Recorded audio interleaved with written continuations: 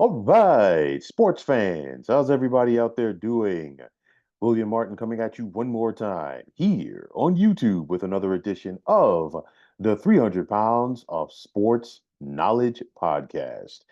The UConn Huskies, plain and simple, did it again with their 75 to 60 win last night over the Purdue Boilermakers. The Huskies became the first men's basketball program since Florida in 2007 to repeat as national champions, and they are just one of eight programs in the history of the NCAA men's basketball tournament to achieve that feat. Last night, it was a total team effort by Connecticut as they were too much for Purdue. Now, Connecticut head coach is Dan Hurley's approach rather was plain and simple as he let Purdue center Zach Edey do his thing while stopping everybody else around him.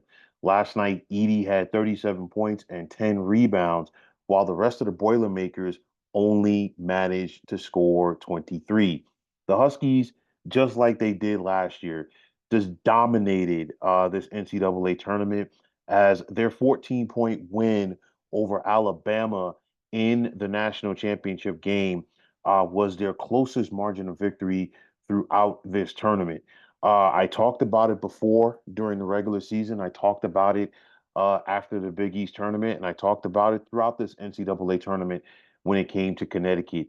It's all about their spurt ability and their ability to go out there and take a close game and get on one of those runs and put their opponent in the dust. We saw it in the Sweet 16 against San Diego State, where the game was close early on, but then UConn went on to win by 30.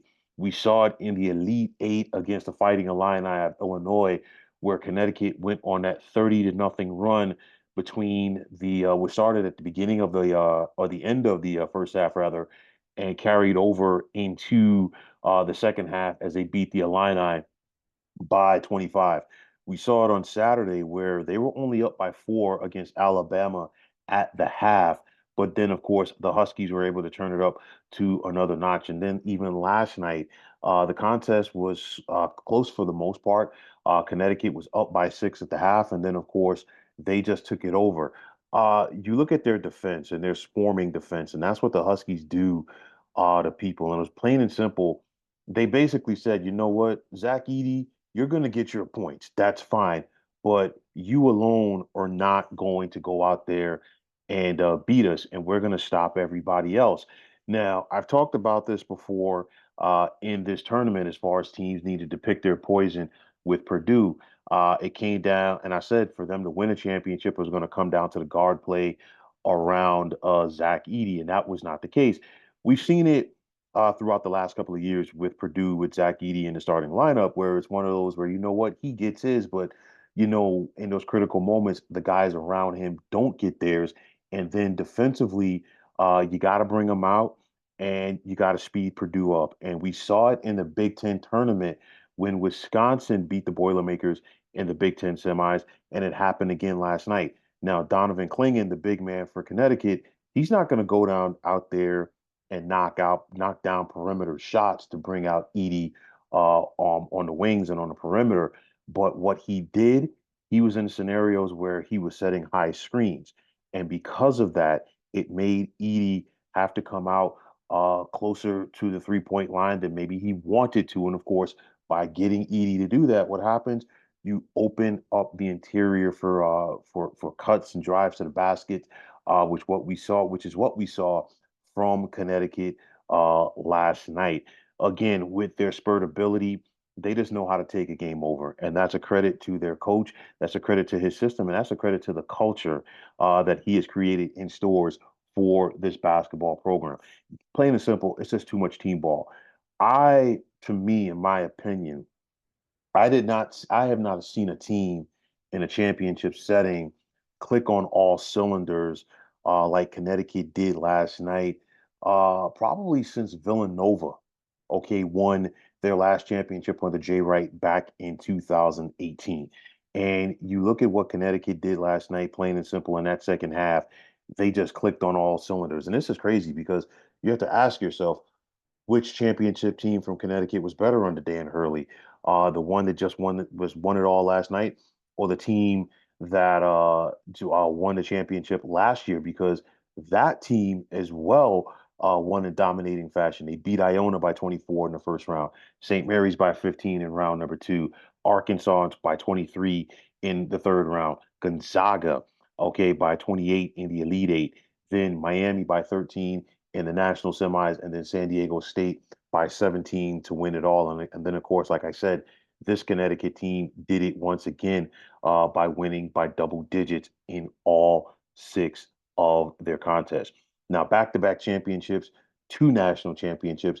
It puts Dan Hurley in a different stratosphere as far as head coaches go in college basketball right now. No head coach currently in college basketball has more championships than Dan Hurley, and the only guy who is active who also has two championships is Bill Self over at Kansas. Now, granted, it's somewhat different, but I'm going to say it like this: Dan Hurley to me is the Jim Harbaugh of college basketball. And I know Jim Harbaugh just left Michigan to coach in the NFL with the Chargers. But the reason why I say it is because of his intensity. It's because of his passion. And the reason why, and he's not the only guy like this, but I just want to highlight Dan Hurley right now, is the fact that Dan Hurley is one of those guys, he hates to lose more than he enjoys winning. Okay. And he has brought in players who embody that same sentiment. It is the culture, okay, at UConn. And this is why this team is winning. And this is why this team is going to continue to contend for national championships. Connecticut is now in possession of six national titles in men's basketball. Only UCLA and Kentucky have won more national championships than the Huskies. Okay. And like when I say that, UConn has more than some prestigious blue bloods: Duke, Kansas, Michigan State. Connecticut has now won more championships than all of those programs. And some might agree with what I'm about to say, some might disagree. It is all good. But my question is, why are they not talked about in the same vein? And I say this because it's kind of like, when you think about blue bloods of college basketball, naturally, people are going to gravitate to North Carolina, Kentucky, Kansas, Duke. But you think about what Connecticut has done, all right, in the last 35 years or so on the college basketball scene. And of course, it started with the great Jim Calhoun, and he had to overcome so many hurdles, okay, to get Connecticut to that point. And of course, it was one of those where, yes, UConn won their first national championship in 1999, but it started a lot sooner than that. You think about them getting to the Elite Eight for the first time in 1990 and losing on that last breaking shot, last second shot, which was heartbreaking by Christian Laettner and Duke. Then, being a number one seed several times after that in the NCAA tournament, getting to the Elite Eight in 1995, getting to the Elite Eight in 1997, or pardon me, 1998 rather, and then finally breaking through in 1999. And then, of course, three more championships from Calhoun, the one with Kevin Ollie, and now two with Dan Hurley. And this one, to me, is a little bit sweeter. And I say it because you look at it, and Connecticut has won all six of their championships in different ways. That's number one. Uh, Number two, this is the first time that they were ever able to go back to back. That's not a slight on Kevin Ollie. That is darn sure not a slight on Jim Calhoun, because obviously the landscape of college basketball has changed. Because you think about it, and all of those championships won by Jim Calhoun, especially the 1999 championship, he had an exodus, okay, of key players going to the NBA. And of course, Jim Calhoun's system was different. It was one of those where he developed his guys.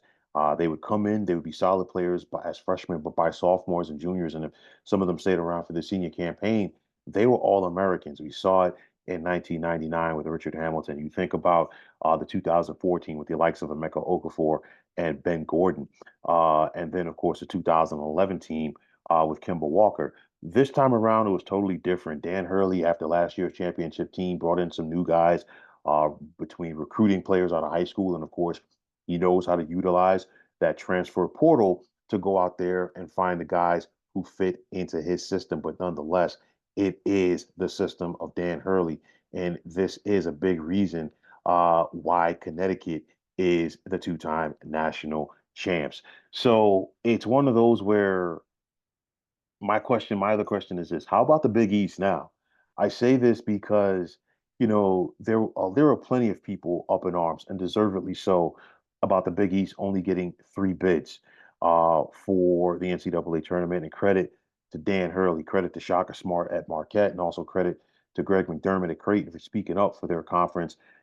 After the selection committee, just passed them by, and I think it was kind of fitting that the head of the selection committee had to hand Connecticut, a Big East school, the national championship after this conference was slighted. But this was a big year for the Big East because not only did we see Connecticut win the national championship, we also saw Seton Hall win the NIT. And of course, this happened about 20 years ago when Syracuse won the national championship in 2003, actually 21 years ago. And then that same year, St. John's beat Georgetown to win the NIT championship. Two Big East teams going at it. But nonetheless, it's one of those. I think this is a good look for the conference.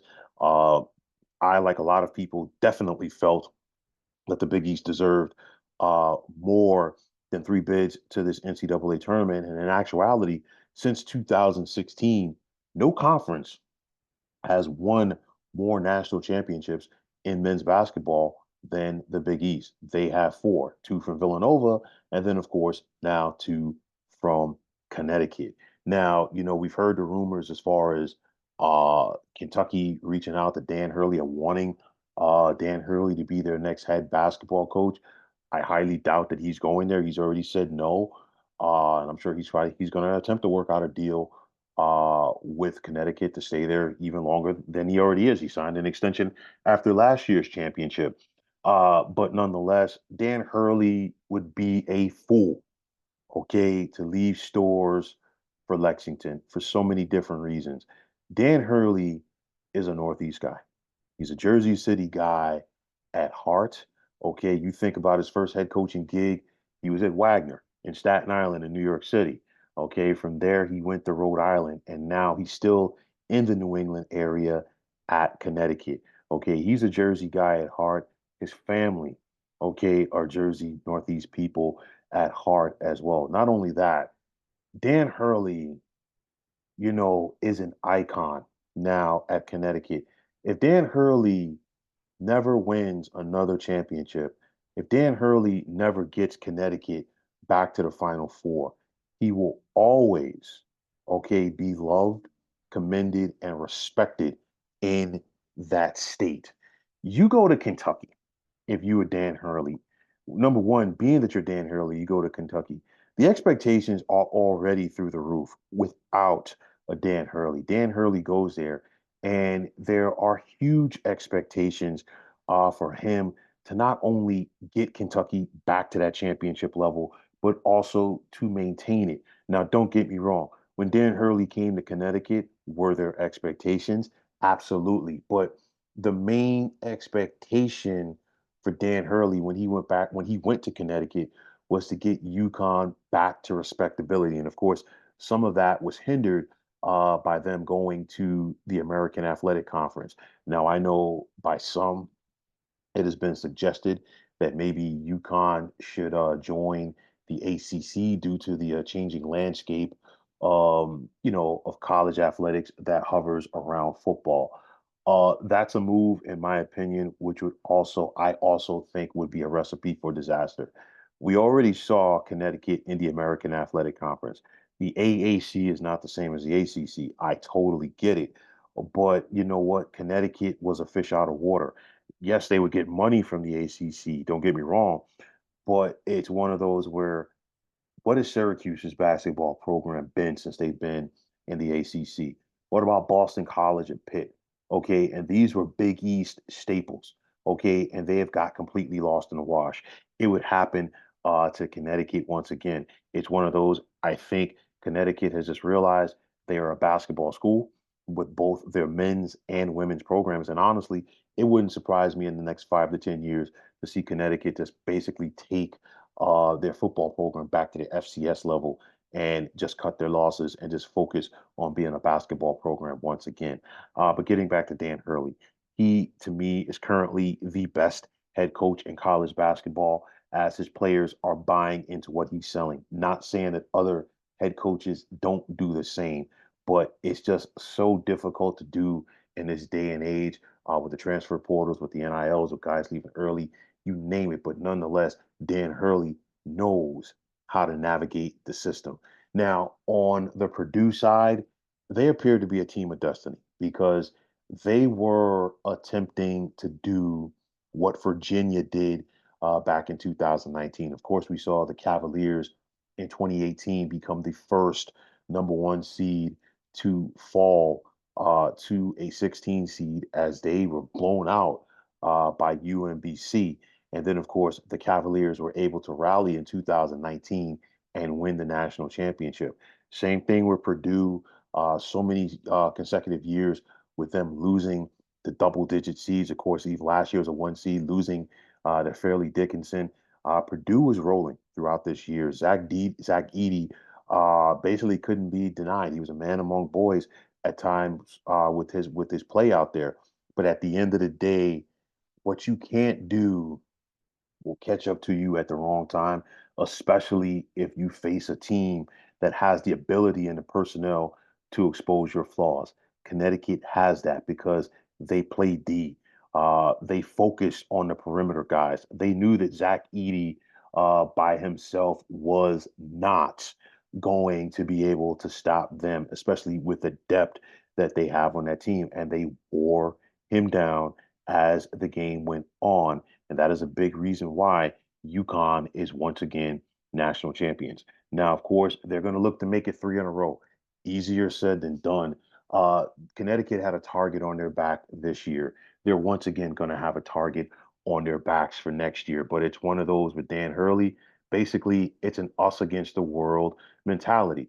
He knows that, guess what? The Big East is going to be better. I guarantee you this was a transition year for St. John's and Rick Pitino. He will probably have a tournament team next year. You look at what Shaheen Holloway is doing at Seton Hall, Dan Hurley's alma mater. You think about Shaka Smart and Marquette, Greg McDermott at Creighton. I don't see Thad Mata and Butler having another down year, and the same can be said for Sean Miller and Xavier. Georgetown should improve under Ed Cooley. So once again, this is going to be a very competitive league, and everybody is going to be gunning for him. But at the end of the day, Connecticut is a national powerhouse. The end of the day, especially when you're talking about a program that only the elite of the elites, like a Kentucky, like a UCLA can say, hey, you know what? We have more championships than you. But then you look at what Connecticut has done since 1999. They are running they're the big dogs in the yard. That's all you can say. They're the kings of the frat house. But nonetheless, a dominating performance in that second half for Connecticut. They were the best college team in college basketball all season long. They flexed their muscles all season long. And last night was simply the cherry on the top for another championship for the Connecticut Huskies. So, folks, that is going to wrap it up. And as always, I want to take this time out to thank all of you for tuning into the 300 Pounds of Sports Knowledge podcast here on YouTube. I want to take this time out to thank all of you fine folks out there for tuning in. And if you have not already, please feel free to subscribe to this channel. Now, if you're on the X, formerly known as Twitter, please feel free to follow me at 300 Pounds of Sports. And like I always say, if you follow me, it will be my pleasure to follow you right back. There's also the sports discussion group on Facebook at the Sports Depot 365. Now you can check it out. Drop a line and be a part of one of the better sports debating sites going on social media. So, once again, fine folks, my name is William Martin, and I am signing off. And I'm saying take care and have yourselves a wonderful day.